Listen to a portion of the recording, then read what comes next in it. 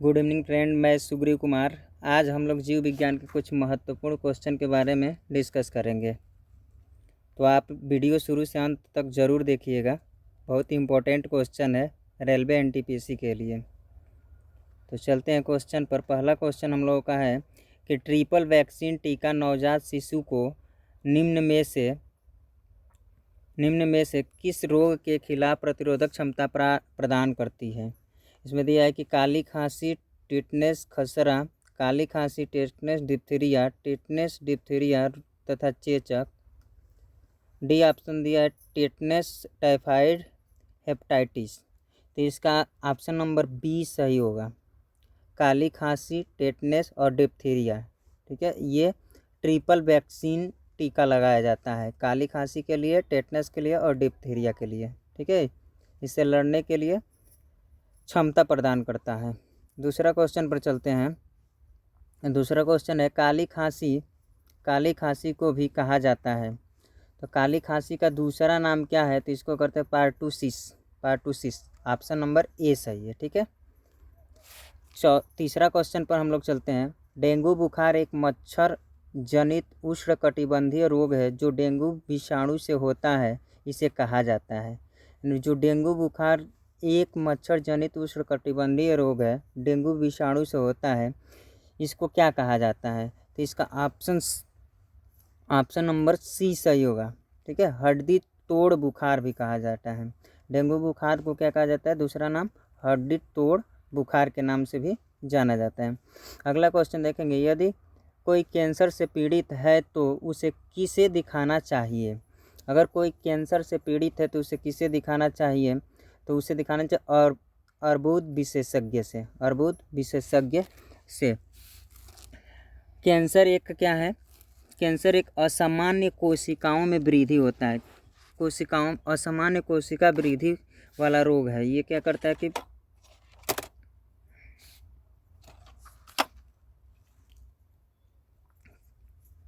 तो इसका होगा अर्बुद विशेषज्ञ। ठीक है, अगला क्वेश्चन पर हम लोग चलते हैं। ल्यूकेमिया एक प्रकार का मानव रोग है जो कि सफ़ेद रक्त कोशिकाओं का कैंसर है, विटामिन की कमी की वजह से होता है। मस्तिष्क का कैंसर है, प्रोटीन से अधिक सेवन के कारण होता है। तो ये क्या है? सफ़ेद रक्त कोशिकाओं का कैंसर है, यानी ऑप्शन नंबर ए सही हो जाएगा इसका। ठीक है, सफ़ेद रक्त कोशिकाओं का कैंसर में क्या होता है? यह वह कैंसर का हिस्सा होता है जिसमें ट्यूमर बन जाता है, और ट्यूमर बनने से मनुष्य की क्या हो जाता है? मृत्यु हो जाता है। ठीक है, अगला चलते हैं अगला क्वेश्चन पर। निम्नलिखित में से कौन सा जानवर का एक तीव्र वायरल रोग है जो मनुष्यों में एक संक्रमित जानवर के काटने से फैलता है? ठीक है, ये मनुष्यों में एक संक्रमित जानवर के काटने से फैलता है। तो मान लो काटने से जो फैलने वाला रोग है वो क्या हो सकता है? रेबीज। यानी इसका ऑप्शन नंबर क्या है? सी सही है। ऑप्शन नंबर सी इसका सही हो जाएगा। तीसरा, कुत्ते के काटने से कौन सी बीमारी होती है? वही मान लीजिए कुत्ता एक क्या है? जानवर है, या जानवर के काटने से क्या हो जाएगा? रेबीज बीमारी फैलेगा। ठीक है, अगला क्वेश्चन पर चलते हैं। हाइड्रोफोबिया किसके कारण होता है? ठीक है, हाइड्रोफोबिया किसके कारण दिया? रेबीज का विषाणु, तीव्र विषाणु, वरोआ का विषाणु, जीवाणु। ठीक है, तो इसका आंसर क्या हो जाएगा? रेबीज का विषाणु। हाइड्रोफोबिया यानी कि हम कह सकते हैं रेबीज का दूसरा नाम से मतलब उसका विषाणु क्या होता है? तो इसका हाइड्रोफोबिया।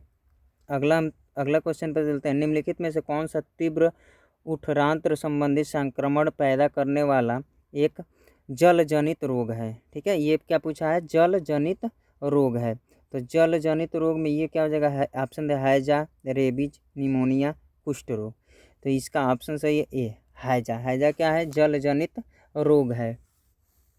हैजा एक संक्रामक रोग होता है। यह मक्खियों के काटने से क्या होता है? फैलता है। यह मक्खियों के द्वारा फैलता है हैजा। ठीक है, इसके जो जीवाणु होते हैं उस जीवाणु का नाम क्या है?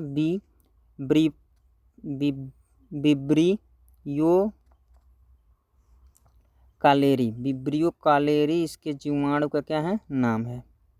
ठीक है, ये विब्रियो कैलोरी जीवाणु के द्वारा क्या होता है, फैलता है। ठीक है, अगला क्वेश्चन पर हम लोग चलते हैं।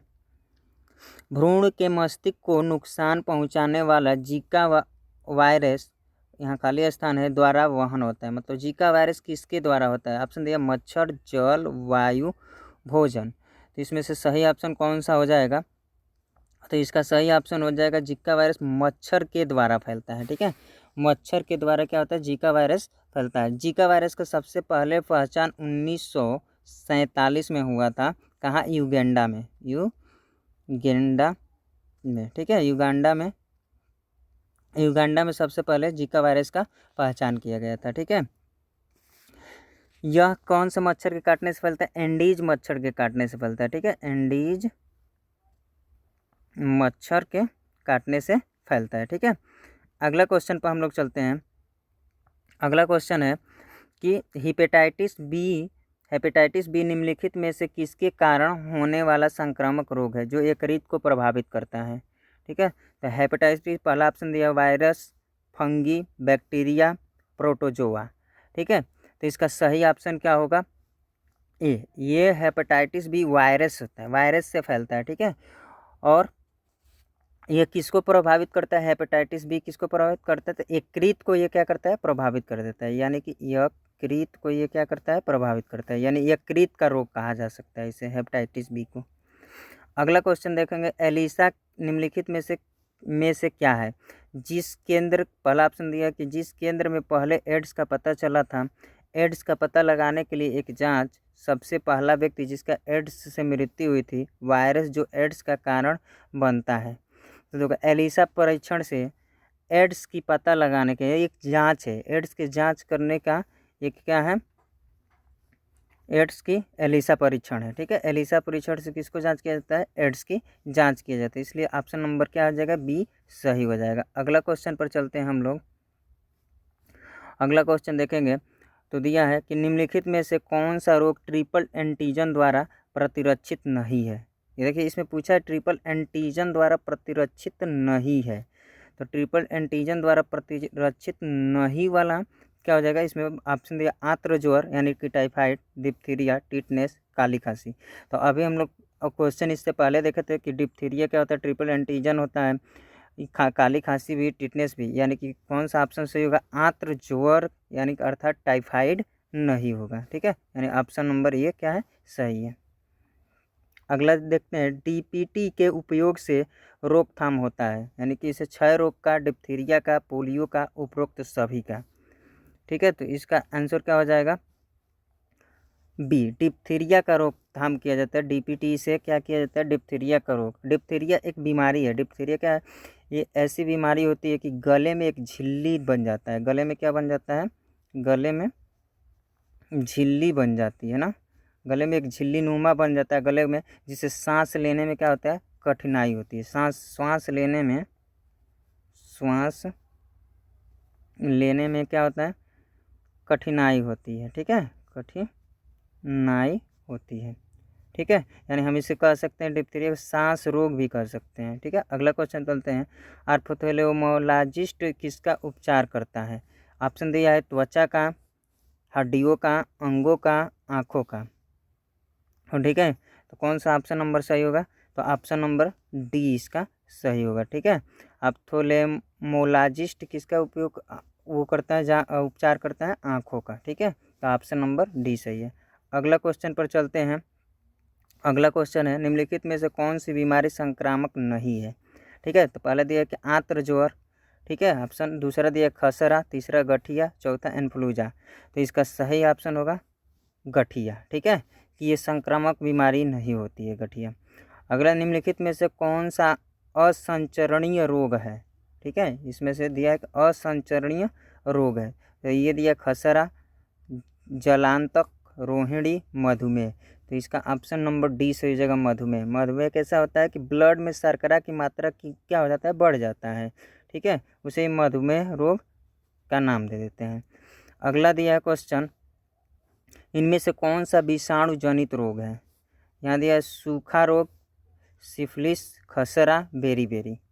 ठीक है, तो विषाणु जनित रोग क्या हो जाएगा? खसरा। विषाणुओं के द्वारा खसरा फैलता है। ठीक है, अगला चलते हैं, इनमें से कौन सी बीमारी है, ठीक है।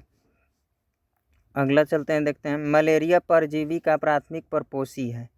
तो प्राथमिक परपोषी नर क्यूलेक्स, नर एन्फ्लेसिस, मादा एन्फ्लेसिस, मादा क्यूलेक्स, ठीक है।